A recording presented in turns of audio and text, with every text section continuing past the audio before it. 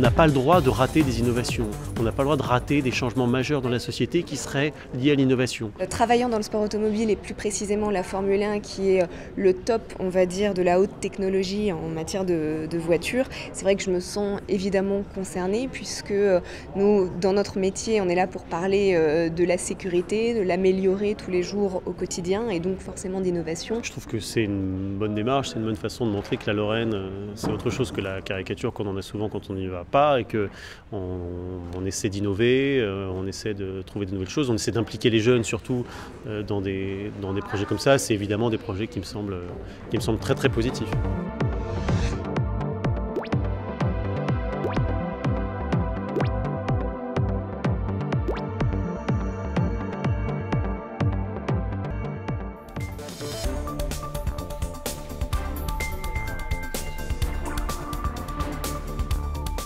On vous propose donc de nous accompagner sur la thématique de l'innovation responsable, donc une thématique majeure actuelle. Pourquoi ? Parce qu'on est dans un monde où il faut savoir résister à la crise, à ses défis, où il faut se différencier pour exister parce que la compétition est accrue. La Poste a une vraie légitimité dans cette action parce que c'est un acteur économique majeur.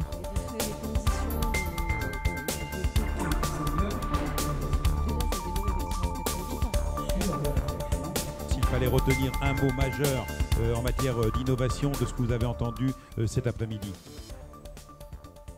Travaillons tous ensemble. Voilà, il y en a deux, c'est pas grave. Du côté de Valérie. J'aurais dit la co-construction également. Claire. Moi j'ai l'anticipation. Jean-Luc Baul. Confiance. Futur. Monsieur Roguet. Nécessité. Métis, concurrent du club pour animer le Technopole. Ouais, c'est une phrase. Très... Bon. Pour moi, un mot, applaudissements. Merci à vous. Ce qui est très intéressant, la recherche croisée, ça ne se décrète pas.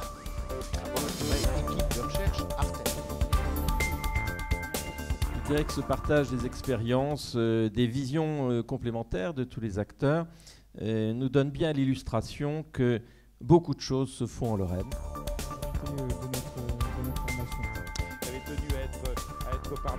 Aujourd'hui, véritablement, l'innovation responsable, elle est forcément partenariale.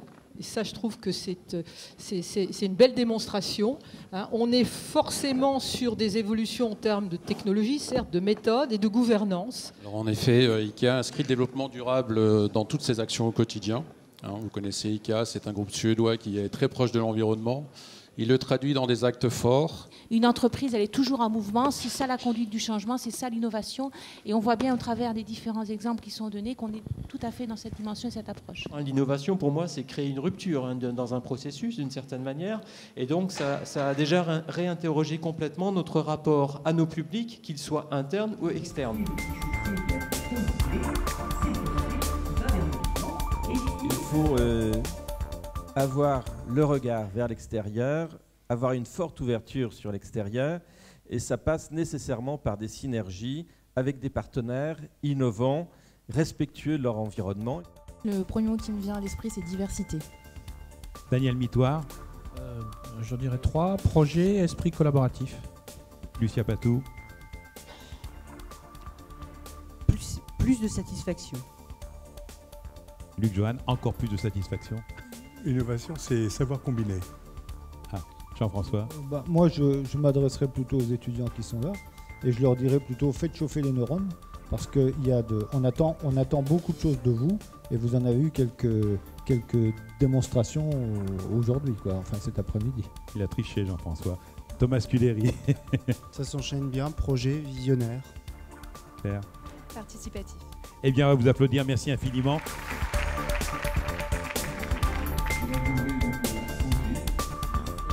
On va participer donc à ce trophée-là. Donc je veux savoir si c'est un sujet qui peut vous intéresser, par exemple, par rapport à l'innovation et ce qui se fait dans les écoles d'ingénieurs et les projets qui peuvent être portés par les élèves. S'entourer d'un écosystème de partenaires, des écoles, des acteurs d'innovation, d'autres entreprises. Et c'est bien avec cette démarche que l'on arrive à vraiment se repositionner sur des nouveaux enjeux. Tous les déclics sont nécessaires pour lancer les étudiants. Je veux dire, quelque part, la force, l'inventivité, l'intelligence, les moyens, ils les ont souvent. Ce qui manque la plupart du temps, en particulier en France, c'est des déclics pour allumer la chose et se dire c'est possible. Moi j'avais une question, est-ce que c'est si facile que ça de vulgariser l'innovation en Formule 1 Et là il y a le générique du matin qui commence, il y a votre nom dessus. Et c'est quand même très très bizarre.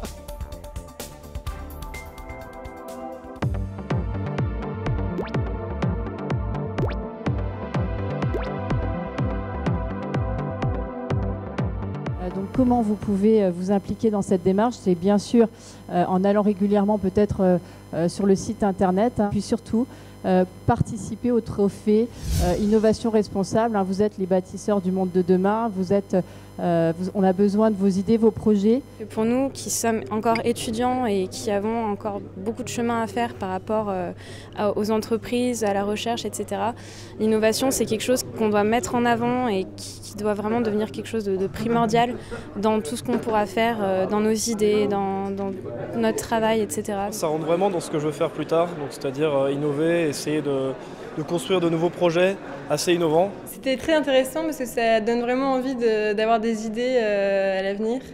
Et aussi frappant de voir que, j'étais surprise de voir que dans des entreprises comme La Poste ou Ikea, ils font aussi de l'innovation. J'aurais jamais pensé, j'avais pas pensé à ça. Je vois que c'est le même concept de base, même quels que soient les secteurs d'activité, et que nous, dans notre métier d'ingénieur plus tard, on va être obligé d'apporter de l'innovation et d'apporter plein de nouvelles choses pour pouvoir justement changer les choses et